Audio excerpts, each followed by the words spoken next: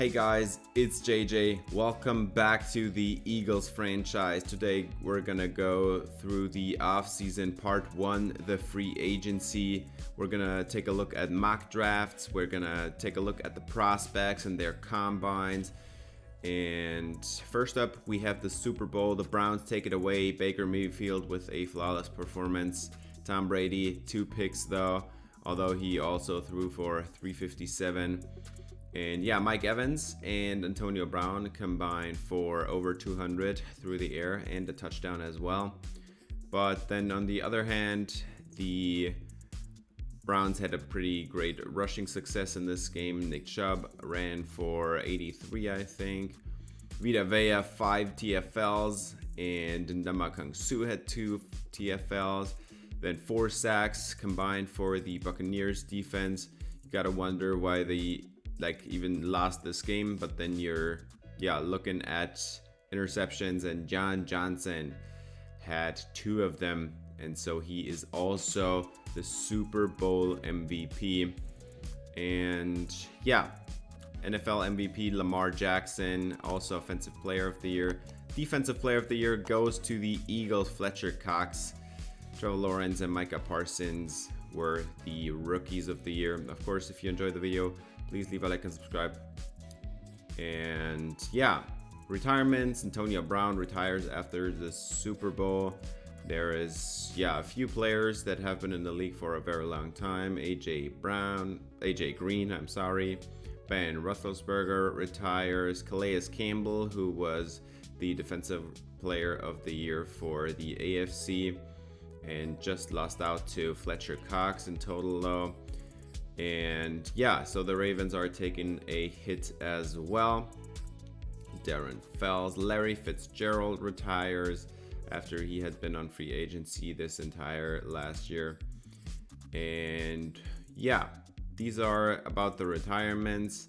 Rashad Jones as well. We're gonna go through regression a little bit. Fletcher Cox lost a little bit in play rec and block shedding, but I think he's still gonna be a monster. Darius Slay regressed to star dev, and he lost some speed, some zone coverage, also some injury. Play rec is down, awareness, so he is gonna not be as great as he was last year. And Brandon Brooks, the right guard, he lost a lot as well. -5 pass block power. That is a lot of regression. And then Lane Johnson didn't regress at all somehow, even though he's in his 30s. Jason Kelsey lost -13, -4 impact block, -3 run block, and run block finesse. And yeah, that is going to be bad. Javon Hargrave, on the other hand, also didn't regress at all, even though I know he regressed. He was an 87 before that, but it somehow doesn't show. Brandon Graham lost his star dev. He's now at normal dev, and he also lost some speed and some athleticism. So this team suffers a lot of regression, and a few of these players like Anthony Harris have upcoming contracts, and so we're probably gonna let some of them go. Rodney McLeod already had bad speed, and now it's even worse, -2 speed through regression. Ryan Kerrigan, his contract is coming up as well. He loses some speed and acceleration and pursuit and power moves. And well, first thing after that we're gonna look at mock draft 3. Patrick Ferguson and Sean Keaton are mocked to get picked by us. I don't think I'm gonna take a new quarterback, especially with the offensive line issues we had. I'm not going to take a pocket passer. And then at 17, we're mocked to select Paul Burnett, an edge rusher. Don't think we're going to pick an edge rusher that high when we have the other problems we're going to talk about in a little bit. And yeah, down the list, Jonathan Rivera is mocked to go to the Buccaneers at 31, and I want to select this guy. I'm going to show you later why. But we're going to not re-sign a whole lot of people. Steven Nelson is going to be gone. He had a lot of coverage busts, and he's in regression territory, so he's going to be gone. And Anthony Harris, same deal. He is 30 now, and his speed is regressing. He's not as great a player as he once was. Same for Rodney McLeod. Only 82 speed as a free safety is not enough at all. Reuben Foster, he is interesting. I'm gonna withdraw for now, but I wanted to maybe bring him back later in free agency if nobody was interested like last year. So yeah, that's why I'm not interested now, but maybe bring him back later. Kellen Saunders, same deal. I liked him. He had a few sacks on his limited snap opportunities, but gonna probably look in a different direction or maybe bring him back later. Deion Kane, same deal. He doesn't have the speed. He just is not developed at all. And both of them are getting older. Lamont Gaillard, gonna bring him back, the backup center. I like him. Like, he's good depth, he has good strength, and he looks like a solid backup offensive lineman. Sam Beal, 26, maybe bring him back later in free agency. Isaiah Wilson is 23, and I thought a lot about it, but I made the offer because I think he's a decent backup tackle. He played a little bit this season, and I think he did a good job. Javin White is 25, but he has the great athleticism with 91 speed at linebacker. Really like that. And so I am going to try to bring him back 850K, and he takes it. He's coming back. Thaddeus Moss, really liked him. He had even a touchdown, just a few catches last season, but when he was in the game, he did a fine job, and he's already only 24 years old. Gonna bring him back for, yeah, I think 2.5 million it was, yeah. And Caleb Wilson, same deal. He even has better speed as Thaddeus Moss is more the blocking type of tight end. He's more the vertical threat. I like the combination, and both of them are gonna complement Dallas Goedert really well if Goddard were to get injured. And then we're gonna withdraw the offer for Jamie Newman, maybe bring him back in free agency. And then Boston Scott is 27. He's not going to get a whole lot better, and we have his skill set on the roster, a few years younger and with star dev, and his name is Kenneth Gainwell. Ryan Kerrigan is getting old, and he's not a good pass rusher anymore. Jordan Howard is already 27 as well, and so we're gonna look at adding some younger talent at running back. TJ Edwards is gonna be gone, and well, the punter, I thought about it, but yeah, I'm gonna bring him back because I think he did a fine job, and I don't want to start over at punter. He looks like he's fine. He's 29, and it's a cheap one-year deal. If I'm not like happy with his performance next year, I'm just gonna get a new punter next year. And well, this tight end is 28, Jason Kroom. Gonna let him go. Doesn't have like the explosive speed or anything. Right guard at 64 overall. Gonna let him go. Wasn't really happy with his performances at the beginning of the season. And then Rick Lovato, the long snapper. Gonna bring him back just because long snapper are a thing in the NFL. And well, you need a long snapper, and the game doesn't account for that, but I'm still gonna bring him back and let him handle long snapping. And then I looked through the entire roster, looked for players that had like contracts that we could get rid of and free up some cap space, because we're not great on cap space. But Seumalo is a player that had a pretty big deal, about 7 million compared to his stats or performances last year. I'm gonna let him go, maybe bring him back later in free agency, but for now I'm gonna let him go. And then Andre Dillard, he is going to be traded. He is 26, I want to say, and the Panthers don't have a left tackle at all at this stage of free agency, and so I'm gonna get a 4th round pick back. He was a 1st round pick once, but he didn't develop at all, and he also didn't look all that great when he was playing in the absence of Lane Johnson. And so we're gonna take a look at free agency, and Devontae Adams is there, Teron Armstead, Chris Godwin, Odell Beckham, but after that it gets a little bit thin. So the top players are at positions we don't really need, and I already knew that I'm not gonna bring in Armstead. He is too expensive. We don't have a lot of cap room at 25 million. And I wanted to bring in somebody that was complementing the skill sets we have, and I already know that I'm gonna bring in Sean Keaton, the left tackle, in the draft. He's just too good a prospect to not pick. And Armstead is also in his 30s, so it would just be like a 1-year deal. And yeah, we're not in playoff contention or anything for now, so not really all that interesting in bringing Armstead in.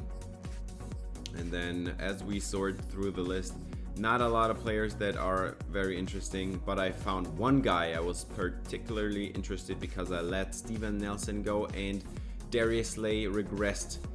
And so I made a 29 million offer for Dante Jackson, who is in free agency here. We have the top offer right now, and these are all the other offers I made. I lowballed most of those guys. Reuben Foster, Miles Boykin, bring him in the absence of Deion Kane, who I let go. I like Boykin coming out, and then Kalen Saunders, Sam Beal, and Jamie Newman. Lowballed most of those guys, and then we're gonna go ahead, advance to off-season stage 2 in free agency, and we're gonna find out who we got from those offers. And we have accepted deals. Dante Jackson, Kalen Saunders, and Jamie Newman are coming to Philadelphia. And so we have a new number 2, potential number 1 corner in the future, and I'm really happy about that. And we're gonna take a look at mock draft 4 here. Sean Keaton and Freddie Mayo once again. I actually because like Freddie Mayo is 5'9", which is really small, and I was looking more at Mike Middleton probably as the 2nd overall pick behind Sean Keaton. Steve LaRoe was also an interesting option. And yeah, we were selected to have Mike Wall at 17 there. Wasn't really a fan of Mike Wall at the time, and he didn't look like a superstar linebacker, whereas Mike Middleton and Steve LaRoe did. And then Rivera down at 31. Really wanted to get him, and I didn't want to take the edge rusher in the first round, but if I was gonna have a chance at him, we would have to trade up. And then in the next stage of free agency, we get Miles Boykin and Sam Beal, but Reuben Foster goes to the Chargers instead. And then we're gonna look at the private workouts, because I was really interested in knowing more about Travis Starling, a cornerback out of Alabama with some length and some good speed. Austin Tucker looks like a monstrous defensive tackle prospect. I wanted to take a look at him. And then Cam Robinson. He also looked really interesting with good combines. All these 3 guys had great combines, and so I wanted to take a look at them. And in the final mock, we still mocked to have Freddie Mayo at 2 overall. I got more and more sure that I wanted to select Mike Middleton or Steve LaRoe there at that spot, but well. And then at 17, Paul Burnett. I didn't really want to take an edge rusher at 17, but I was open to maybe trade up and get back into the first round with our number 33 overall pick, and get Jonathan Rivera, who had a particularly interesting skill set. We're gonna take a look at league signings there at the end. Devontae Adams and Teron Armstead leaving their teams. Armstead going to the Dolphins, as well as Odell Beckham. They had a busy offseason there. Bengals getting their offensive line shored up. Dante Hightower goes to the Lions. And, well, who are the interesting signings around here? Christian Kirk goes to Tampa Bay, so he's going to replace Antonio Brown.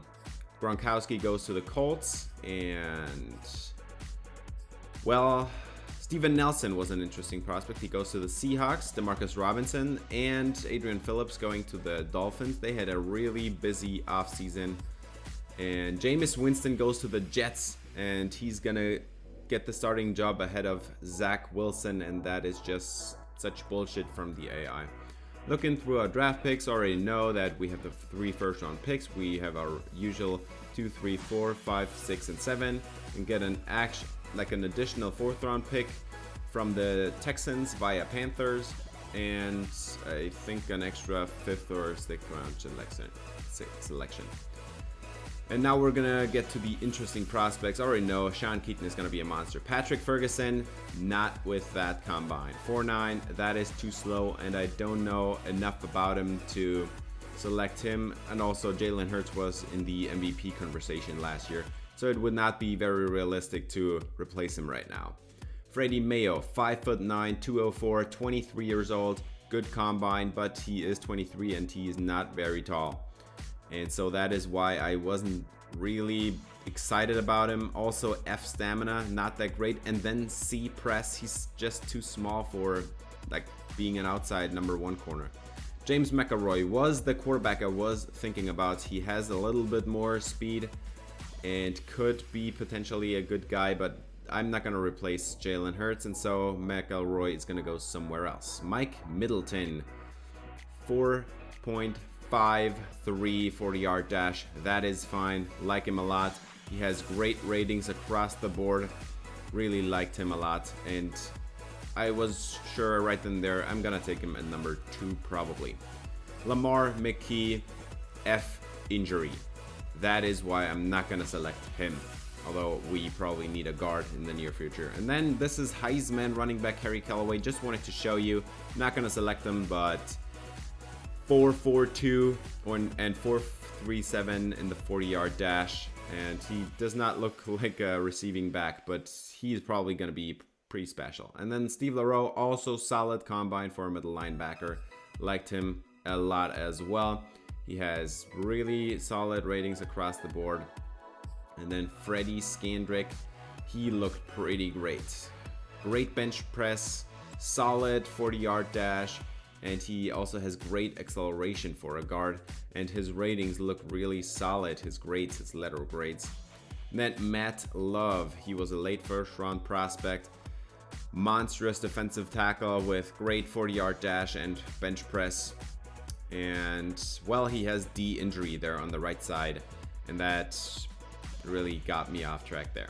Travis Starling is 21, 6 foot, 4.44 40-yard dash. Really happy with his kind of skill set, but he also has C injury, which is not that great, and D press.